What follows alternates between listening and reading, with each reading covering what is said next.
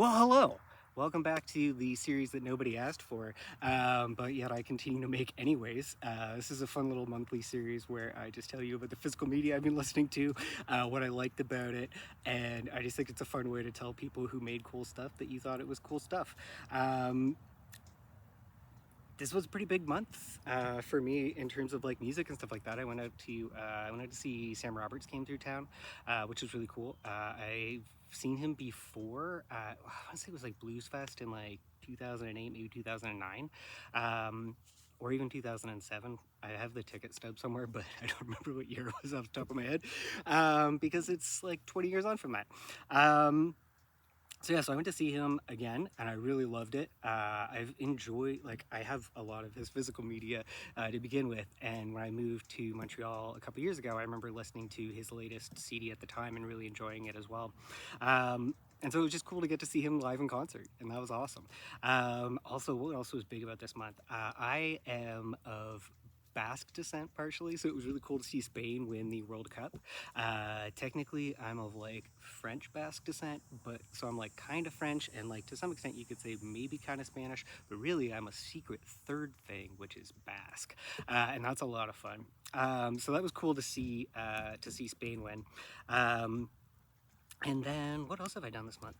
I made a couple installments. So this is an actual installment of the series that nobody asked for, as opposed to the two fake installments that I made earlier on as well, which where I was talking about my own physical media. So like I have CDs and vinyl records that I made of some of the lo-fi beat stuff that I have, and so I just did little reviews of those as well. You can find them on this channel.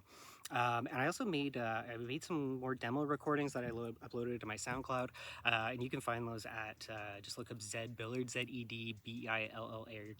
If you're interested, I'll include a link in the description below if you want to see all of my music links. And if you don't want to, that's totally fine because I don't think anybody really watches these except for me.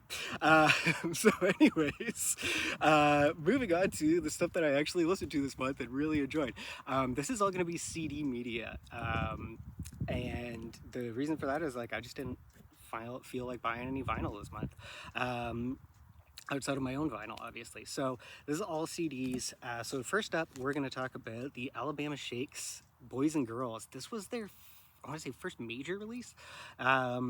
And I remember when this came out being really excited about it and going to see them at Echo. I want to say they played Echo Beach in Toronto, and I went to that show and it was freaking amazing. They were super great live. I love the sound of this band, especially this CD. It's very like rhythm and bluesy kind of rock and roll. If you're unfamiliar.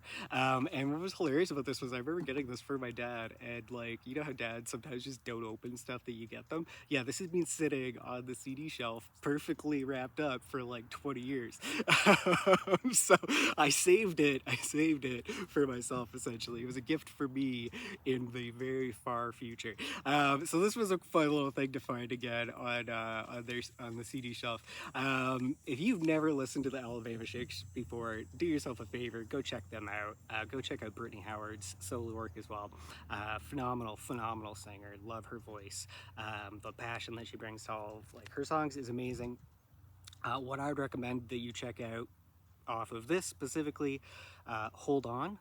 I think Rise to the Sun is fantastic personally, and Be Mine, all fantastic tracks. The entire CD though, must listen if you ask me. So that was the first one that I got. Next up, I went down to Toronto one day, so I got to go to Sonic Boom, and I poked around in their CD section, and I found some old blues stuff. So there's like a ton of old blues stuff in here, but one of the guys that I was looking for was something by Junior Kimbrough. And so Junior Kimbrough isn't like old blues, he's more like modern electric sort of blues. But unfortunately, they didn't have anything by him specifically, but they did have the Black Keys Chulahoma album, which is them doing covers of a bunch of Junior Kimbrough's songs. This is amazing music. It's very like vibey, very much just like capturing a feeling, as opposed to being like lyrically dense. It's very feeling heavy music.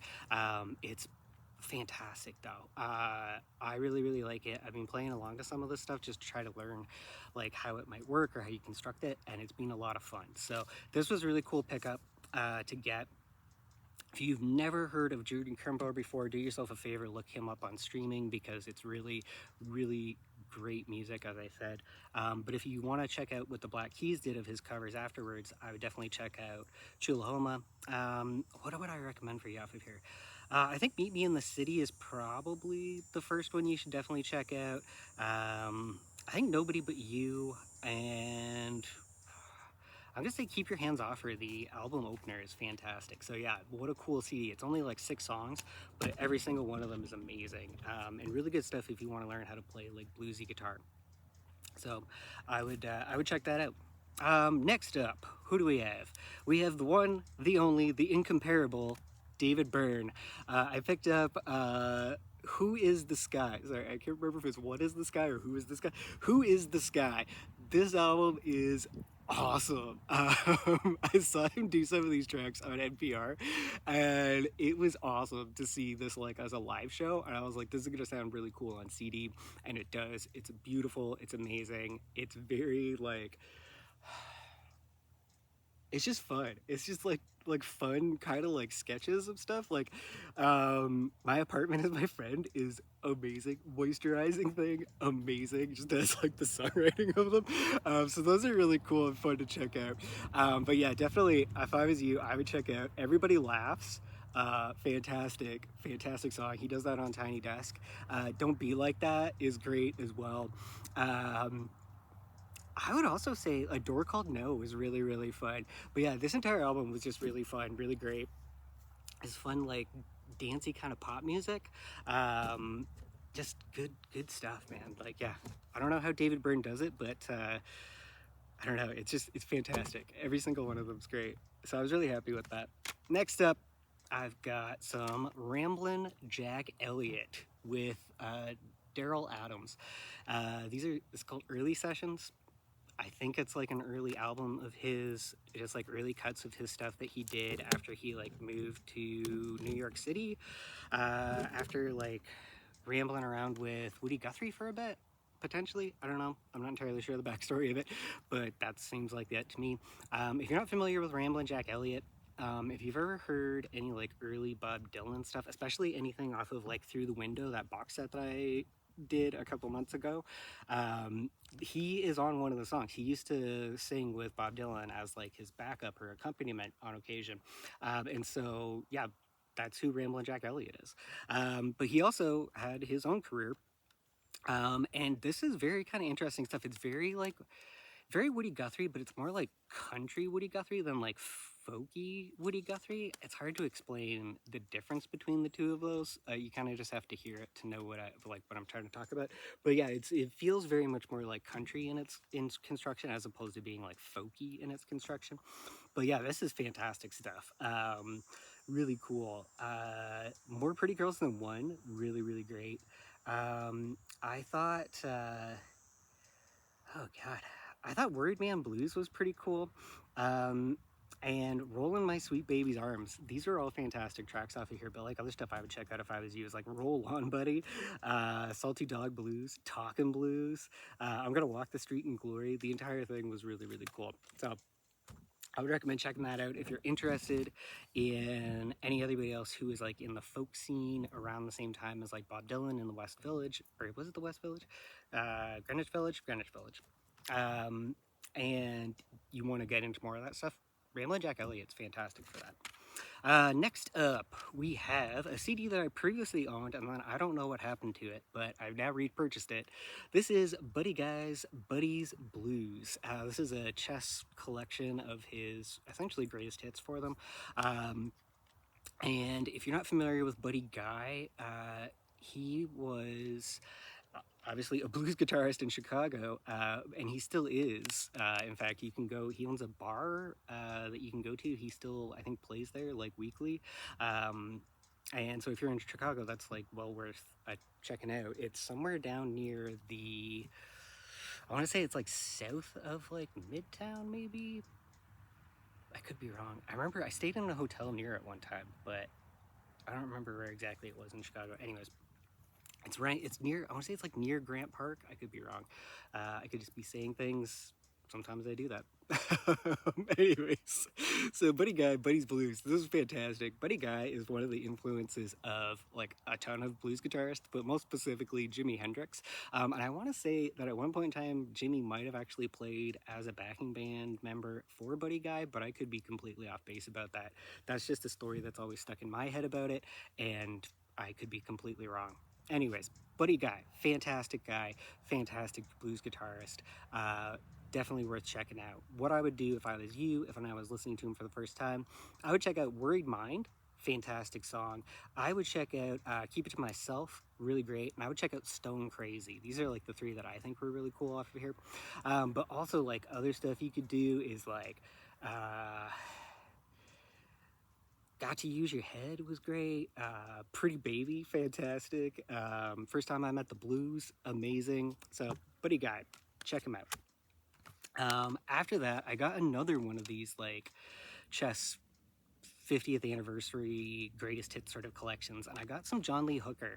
John Lee Hooker is fantastic if you've never listened to blues guitarists. He is. He's in sort of a category of his own, to be quite honest. I want to say he's more of like a rhythm sort of blues guitarist. In a way, it's kind of like Bo Diddley meets more straight blues. It's very, very like rhythmic in the way that it is. It's very percussive. John Lee Hooker also has like opened for Bob Dylan in like the 60s and stuff like that. So like there's that connection going on here as well. That's like one of the through lines of most of my CD collection is that these people did stuff with Bob Dylan.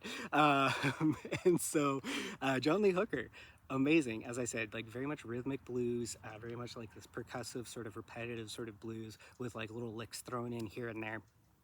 But yeah, this was really cool because this is just everything that he recorded in the 50s. One of these songs is amazing because it like he coughs at the end of it and they just left that in as a single. They were like, should we re-record this entire thing? No, we'll just put it out. Why not? So that's what they did. So yeah, John Lee Hooker, he's that guy. What would I check out on here? God, I'll try to give you 6. I think Madman Blues was really good. The opener on the record. Louise was fantastic. I would also say probably Just Me and My Telephone's pretty good. Walking the Boogie on side 2 was fantastic. There's 2 versions of it out here actually. So there's the opener of the second CD, and then there's an alternate version on CD 1. So there's actually 2 versions of it. Check out both of them, but really Walking the Boogie from CD 2 is the one I would check out. What else would I tell you to check out? I would check out The Journey, and then I would check out Cry Baby Cry was also really fantastic. These were just like some good stuff here. But as I said, like he's more of like a rhythmic sort of blues guitarist, so more like Bo Diddley beats like straight blues as opposed to rock and roll.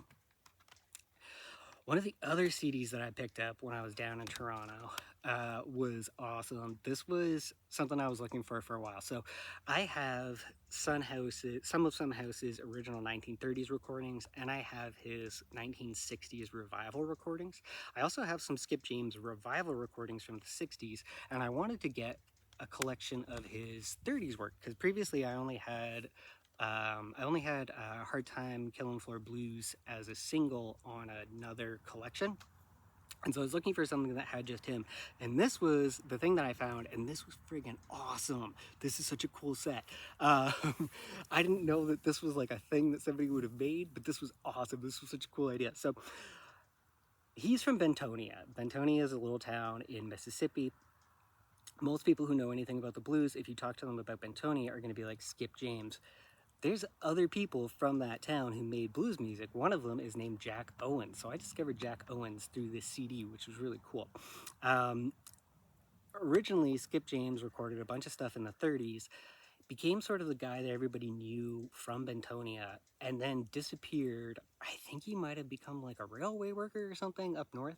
And then he got rediscovered as part of the folk revival, and he made a new CD in the 60s that was called like Skip James Sings or Skip James Today, something like that. I have it in my collection. I just don't remember the actual name of it. So he makes that. And everybody remembers him as being from Bentonia, but there were other people from Bentonia, and Jack Owens was one of them. He never left. He just stayed in town. He continued to farm, continued to play and keep alive the Bentonia sound of blues, which is a little bit different than like other sort of Delta blues. Um, and it's hard to explain that, but it's almost like it's got kind of like a sweeter, more like trebly quality to it, whereas and it has like a very like falsetto-y sort of like lyric, whereas other stuff from that region tends to be sometimes more bassy, or it'll be an even sort of balance between bass and treble. But yeah, this is a little bit more trebly in its construction, a little bit sweeter as well. um, I guess palatable might be the next best word for that. I don't know. But yeah, this was cool. So as I said, like, this is cool. It's got 18 tracks from Skip James in the 30s, some of which are not the best quality because I imagine that they were just like masters that were left out to rot somewhere and somebody just found them and digitized them, which is actually fine because you can still hear parts of the song and like get the gist of what's going on. And then Jack Owens recorded in 1981, still in Bentonia, playing a lot of the same stuff but in his own sort of way, and like it sounds like guitar wise it is exactly the same almost. The only difference is the way that they're actually singing it, because like Jack Owens has like a slightly different, he has a more bass quality to his voice, where Skip James has a more like nasally kind of like falsetto to his voice. If you've never heard of either one of these people, one, I would check out this CD. Two, check out Skip James himself. Hard Time Killing Floor Blues is probably the best known song by him. But other stuff that was great in here is like Devil Got My Woman, which Jack Owens also does a cover of. Cherry Ball Blues was also great. I'm going to give you a fourth one. I really liked Be Ready When He Comes and Special Rider Blues. Those were, I'm So Glad. I'm So Glad is actually the other big song you should check out by, I completely forgot that. I'm So Glad, covered by Cream, which became like the song that made people be like, we should actually go find this guy and figure out what's going on there. And so that was like a huge hit. Eric Clapton and the rest of the guys from Cream gave him the songwriting credit. He made a decent amount of money off of it. And so, yeah, that's Skip James in a nutshell. Jack Owens does 5 songs on here. Some of them are covers, so he does Hard Times and Cherry Ball and Leavin' Blues. Or Devil Blues, sorry, which are all great. And then his, I want to say these are his originals, which are Give Me Your Money and Leavin' Blues, are also fantastic in and of themselves. So check that out if you can find it. If you can't find it, just check out Skip James, because he's easy enough to find, I know, on streaming stuff. After that, I was looking for like a box set, and I was able to find 2 of the individual CDs of a potential box set of Leadbelly. Leadbelly was kind of a counterpoint to Woody Guthrie, if you will. He's from Louisiana. He's doing folky kind of country blues, and he's crossing between the two of these things, playing a 12-string guitar to do it all. And he's like singing with this very like deep sort of bassy voice. Him and Woody Guthrie actually sing together at some point in time. Some points in time, but these are all recordings that he made for the Library of Commerce or Congress. They're recorded by Alan Lomax. So this is, I want to say, the same thing as the Woody Guthrie set that I have was also Library of Congress recordings, and this is just him laying down basically his entire catalog for them. These are 2 of the CDs from it. So the first one is Midnight Special, and the third one is Let It Shine on Me. I don't know what the second one is, but if I ever find it, I'm gonna buy it. And it was just great stuff. If you're not familiar with Leadbelly, but you like modern rock music, maybe you have heard the song Where Did You Sleep Last Night as done by Nirvana at MTV Unplugged. That's a Leadbelly song. In fact, Kurt goes on to talk before that episode, before he sings a song, about how somebody tried to sell him Leadbelly's guitar at one point in time. And it's just kind of this humorous anecdote. And then he launches into this amazing cover. He had apparently been listening to Leadbelly the entire time throughout his career. In 1989, Nirvana sat down and made some recordings of Leadbelly songs as like grunge covers, and it's amazing stuff. And I'm kind of surprised that they never put it out, but or they put it out but as part of a box set afterwards, but like they didn't put it out at the time because it sounds really good and it sounds really cool, and it's like one of his influences is this like folk country blues guy from like Louisiana, and you're like, that's kind of awesome that grunge has that connection for its like music. So yeah, so anyways, stuff I would check out on here if you've never heard of Leadbelly. The song Irene is really, really great. Midnight Special obviously is great. Take a Whiff on Me is fantastic. Uh, I liked on the second C or on the third CD. I kind of enjoyed When I Was a Cowboy, Leavin' Blues, and Mr. Hitler was also pretty good. Because yeah, these guys are singing in like the 30s, 40s, so a lot of their songs are about social stuff that's happening at the time, and a lot of it's about fighting the fascists in World War II. So there you go. All right. Next up, we have one of the CDs that I had put on my list that I wanted to find and listen to this month, and that was Dua Lipa's Live from Mexico. Unlike a lot of your modern pop stars, Dua Lipa continues to take me to places that everybody else could only dream of. While I was listening to this, I was transported back to being in like my 20s, going out clubbing and all the rest of it, because of the like she lets a lot of the songs sort of like breathe and move into these extended cuts that then transition into other things. And it just has a very kind of like clubby dancey atmosphere. This took me back to like being in Toronto and going out to events like Yes Yes Y'all was a thing that I used to go out to every once in a while, for like a year with some friends, because they were really big fans of the setup that they had there. I remember seeing one of the DJs from like 106 in Park, I think, played there at one point in time. Other places that I used to go to, God, I want to say the Rivoli, but the Rivoli wasn't really like a dance bar. They just had like they played like club music sometimes upstairs. But yeah, this took me back to like all those kind of times and days, and that was really, really great. And as I said, like it's cool to hear the like the sort of expanded like club sort of versions that are happening here, and that's what's cool about the live versions of this stuff. What I would check out on here, specifically if I was you, I think Oye, I don't speak Spanish very well, but Oye Mi Amor was fantastic. I really enjoyed like Training Season, End of an Era, Break My Heart were great. One Kiss was fantastic. New Rules transitioning into Dance the Night was really, really cool as the interlude. Be the One is really cool as well. Electricity and Hallucinate, fantastic versions. But yeah, the whole thing was just really, really great, and I was really happy that I picked this up. If I had to choose between Live from Mexico and Royal Albert Hall, if I had to choose between one of the two of them, God, I'm still kind of partial to Royal Albert Hall because I do like the fact that it like plays with the sound of the songs because it makes them orchestral versions, if you will. But if you want something to just like sit down and dance to, sit down and dance to, stand up and dance to, get Live from Mexico. Words is hard, man. All right.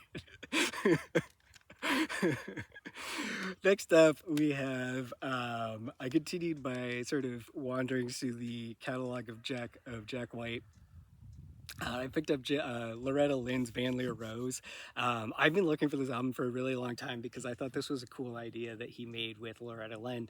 Apparently, she had not written a lot of her own material previously, and so she mostly had done like a lot of covers, and a lot of her like hit songs I think were like covers to some extent. And so Jack sat down with her and they made an album. This is entirely her writing on here, which is really cool to hear like her getting to sing her own songs, if you will. So this was a cool pickup, and like the band sounds really, really cool. Is it what the hell is the name of his band? Broken. Was it Broken Boy Soldiers or something? Was the name of the first album? Steady as She Goes was on it. Oh, that's gonna bug me. That's really gonna bug me. Anyways, that band, I think some of the members of that band are actually are part of the backing band of this, which is really, really cool. And I'll have to now find that CD to listen to what was going on with it again. But I remember getting it when it came out. I just haven't seen it in like 20 years. So yeah, so anyways, Van Leer Rose, amazing, amazing album. Stuff I would check out on here if I was you. Van Leer Rose was great. Portland was cool. Um, Family Tree was kind of fun. Um, I liked Miss Being Mrs. and Story of My Life was really cool. So, really great pickup. It's very much more like that sort of like, it's more like punky kind of country, if you will. Like it's like very like fuzzed out kind of like punky country, which is like cool to hear. As so it's not just like straight country, but it's played in that kind of straight way. What else did I pick up? I picked up Nas's Illmatic because if you make lo-fi beats, you probably want to check out people who made cool lo-fi beats, and this is one of those albums that you want to get. Nas gets, oh god, who's on here? Large Professor's on here. Pete Rock is on here.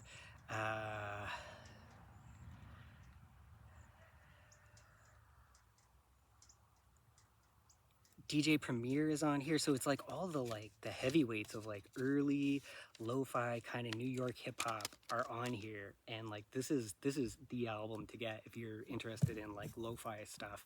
Very jazzy in a lot of its construction as well. That you might not have like noticed initially on your first playthrough if you've even listened to it at all. But if you haven't listened to it, give it a look. It's great. I think some of the best stuff on here are Life's a Bitch, the song with AZ is great. Halftime's fantastic. Memory Lane, It Ain't Hard to Tell. These are all like the beats that I remember that stand out to me from it. That's that very jazzy sort of side to it. But the entire thing, all 10 tracks on here are fantastic. There's a reason why this is like one of the best hip hop albums of all time. Yeah, you should go check this out if you're into lo-fi hip hop. After that, we have a guy who I also found on Dad's CD shelf, and this is Otis Rush. I found this because of another CD that I bought, and the reason I found this was because that other CD reminded me a lot of the Chicago blues sound, which is what Otis Rush plays. So Chicago blues is an electrified form of the blues that takes place kind of in the 50s and like early 60s, and there's different branches of it. So like Buddy Guy is kind of Chicago blues, or he falls under that Chicago blues umbrella. Otis Rush also does. Otis Rush is more likely to use like a saxophonist in the background of his stuff, and that's like a very specific branch of like Chicago blues. I forget what it might be, like West Side Chicago blues. I don't know. They just pick a direction and they're like the Chicago blues. So anyways, that's sort of what Otis Rush is. And it's very kind of like, it's more rhythmy in its construction because it has like more of the rhythm section sort of instruments behind it, but it's still got all that very like bluesy kind of like quality to it. Very interesting stuff. But yeah, Otis Rush was cool. Stuff I would check out on here. I Can't Quit You Baby, really, really great. There's like 2 or 3 takes of it on here, which is fantastic. Violent Love, fantastic. I thought She's a Good 'Un was good. And ooh, Double Trouble. I would pick Double Trouble. But yeah, all of those are fantastic songs. Otis Rush, worth checking out. He only really recorded for like 3 years, 56 to 58. And then he was kind of done, or at least with Cobra, he was done. I'm not sure what happened to him afterwards, but I could probably look it up on the internet and tell you more about it. Next up, we have, I got a little bit more into like modern kind of bluegrass. I bought an essential sort of bluegrass collection at one point in time, and that was when I had started watching sort of like Molly Tuttle instructional videos online of how to try to play like bluegrass style stuff, because I wanted to learn how to do like bass runs on the guitar, or to try to incorporate bass runs into my playing. So I ended up watching some Billy Strings, some Molly Tuttle. She did some really good like video lessons about that stuff. Definitely check her out for that. And then Billy Strings did a really cool NPR Tiny Desk where he does a bunch of the songs off of this album. And this is called Highway Prayers. This is a double album that he made. And it's just cool stuff. It's modern bluegrass. It's just straight bluegrass, but with modern quality to it. What do we got on here? Leaning on a Traveling Song was fantastic. Gilda Lily is great. Those are both on the NPR Tiny Desk, as is Malfunction Junction. But like other stuff I would check on here if I was you. Oh God. In the Clear was pretty great. I really liked It Ain't Before. My Alice is great. The Beginning of the End and Richard Petty. All of those were fantastic songs. So give those a check out if you're interested in modern bluegrass music at all. If you want to just do a quick preview, obviously the NPR Tiny Desk is a great way to get into that. And then I also got Molly Tuttle's So Long Little Miss Sunshine. This was cool. My introduction to Molly Tuttle was obviously her teaching people how to play bluegrass on instructional videos. And then I checked out some of her stuff. And she does covers of like Rancid, which is really, really cool. And then I remember seeing some of the stuff that she did from here, specifically That's Gonna Leave a Mark is one that I remember watching and being like, that was cool. I would totally check out that CD. So I did. I loved it. It was great. It's very like, if this is more traditional bluegrass, this is more like poppy bluegrass. So it's kind of like, how to explain this to you? This is like the Margot Price of bluegrass, and this is like the Taylor Swift of bluegrass, if that makes sense. So it's like kind of like poppier, kind of like country versus like poppier kind of bluegrass versus like more traditional kind of like bluegrass country kind of stuff. That's how I would describe it. There might be a better way to describe that, but that's my thing for you. So this was cool. I really, really enjoyed, as I said, That's Gonna Leave a Mark is fantastic. I liked Everything Burns was great. No Regrets and Story of My So-Called Life were cool. So I would check all those out if I was you and you were interested in that. Next up, I got another album that I currently own on vinyl already, but I wanted to be able to listen to when I'm out in the yard. And so I picked up Velvet Underground and Nico's Velvet Underground and Nico. This is the 45th anniversary remaster of it. It is just the songs from the original album. There's no extra stuff in here. And this is what I was looking for. It was either this or I was going to look for, I think it's called VU, which is a mishmash of a bunch of like outtakes and stuff that they've done. I think Stephanie Says is on that. Candy Says is on that. Foggy Notion is on that. Temptation Inside Your Heart, something like that. And the cover of it is like a monitor, an audio monitor. It's a fantastic album. It's a fantastic collection of songs. It's mostly their like later kind of stuff. And it's beautiful, and I'm still looking for it, and if I find it, I'm going to buy it. But in the meantime, I just got this because this is where it all started for them. I'm going to tell you maybe different stuff to check out than the vinyl one, but if I don't, then there you go. Stuff I would check out on here. I'm Waiting for the Man. Fucking awesome song. There's just no other words for it. Heroin. One of the first songs I remember learning how to play on guitar was Heroin. That little like D to G like arpeggiation kind of thing, and then it speeds up, and then you get to like move the D shape up the neck of the guitar to play parts of like the mid chorus and stuff like that. Fantastic song to learn how to play. 7 minutes long as well. There's like a freak out jam in it. It's great. It's cool stuff. So yeah, that was one of the first songs I learned how to play a guitar when I was like an 18-year-old. Only like 22 years ago or something like that. Something like that. So yeah, Heroin, fantastic. Black Angel's Death Song is really great because it's like it's like, they're kind of like making fun of that like Dylan kind of like 60s beat poet stream of consciousness thing. It's fantastic though. Other stuff I would check out on here, Sunday Morning is a fantastic kind of like faux folk kind of song. All Tomorrow's Parties, amazing as well for that. I'll Be Your Mirror, fantastic. Venus and Furs and Femme Fatale are both beautifully constructed songs. I fucking love those two songs. Oh my god. This whole album's great though. What have I not talked to you about? Run Run Run is great. Just straightforward rocker. There She Goes Again, European Sun. Everything on here is fantastic. If you don't own that album and you're a rock fan or even like a modern rock fan and you don't own that album, I don't know what you're doing with your life. You probably should look yourself in the mirror. Okay. Finally, I picked up another one of these absolutely essential collections. I really like these as a means of like getting to know an artist, especially an older artist. Um, an artist who has like a quite sizable catalog as well. So I picked up some Bobby Blue Bland, and the reason that I picked this up is I've been reading a little bit about the band. I've read Robbie Robertson's biography, and I've read a biography of Richard Manuel. And Bobby Bland was apparently the main influence, if not the like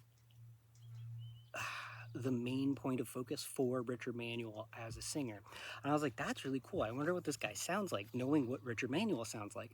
And like, it was cool to check this out. Like, it's cool to check out the people that you like listen to. It's like, yeah, if you like that early Dylan sound, go back and listen to Woody Guthrie. It's fantastic stuff. Go back and listen to Robert Johnson. Go back and listen to, if you like, yeah, if you like Led Zeppelin, go back and listen to Robert Johnson. Go back and listen to like Memphis Minnie. Go back and listen to the people that they were listening to. It gives you a different sort of appreciation of the music that they themselves made. So Bobby Blue Bland is the reason that I ended up listening to Otis Rush again and adding that back into my library, is because he's playing a very kind of like rhythm and bluesy kind of style of like all this almost this like Chicago blues kind of sound to it, because it's very like rhythm section based. It's very much like the horns, saxophone, and all the rest of it are in this.